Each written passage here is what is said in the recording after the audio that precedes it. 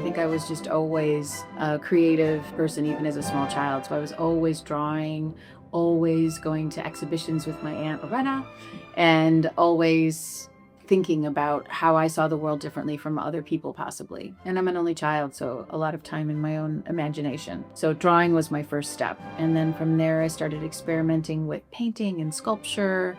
And I got my BA at University of Illinois. That for me was a great springboard into all the different opportunities and working with different materials. And then I wanted to get my MA.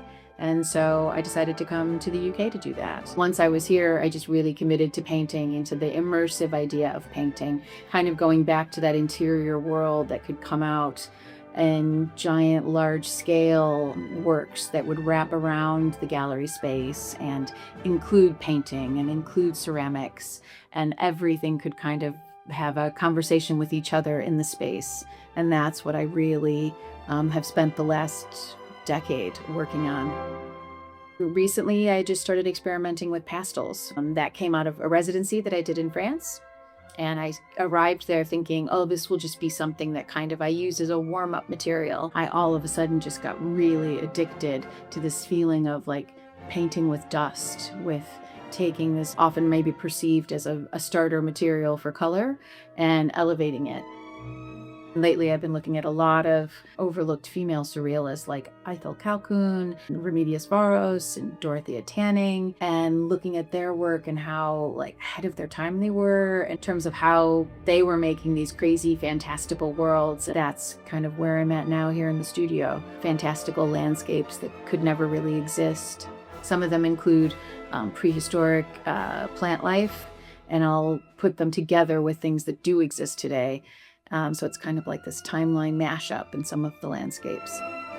So the trees to me are so special because I feel like they're kind of these sentinels and these witnesses in time. Like looking at the bristlecone pine trees from the US, they are over 5,000 years old, some of them. So you think about like everything that tree has seen and all the change and all how the world, I mean, it was pre the pyramids, you know? And I think of all the trees in the parks around the UK and how everything they've seen, all the people that have been walking around. I start a lot of days with a walk in the park. I'll see a new tree that I haven't seen before that has some weird shape, or I'll notice that a whole group of them are all leaning really hard to the left. Like, why are they doing that? That sort of qualities of thinking of the trees as almost like characters comes back and feeds into how I start thinking about and giving them their own unique personalities. And that's getting more and more detailed. Like there's hands coming out of the trees now, and there's little seed pods that look like little faces. The way that I'm looking at the color relationships or making up new textures for bark, all those things are in my head after I've taken a lot of these walks, and then they kind of get distorted and changed and come out as something else. I just think, how do I want to spend my time here? And I want to spend the time here being the best version of myself possible, which means loving the people that I love and spending time doing things that hopefully, you know, raising good children and having good relationships with my friends and family. Those things are the most important things in life to me. And I think art ties to that very strongly. This is maybe the time I spend with myself. And then it gets shared with the world. But I want it to be positive and hopeful.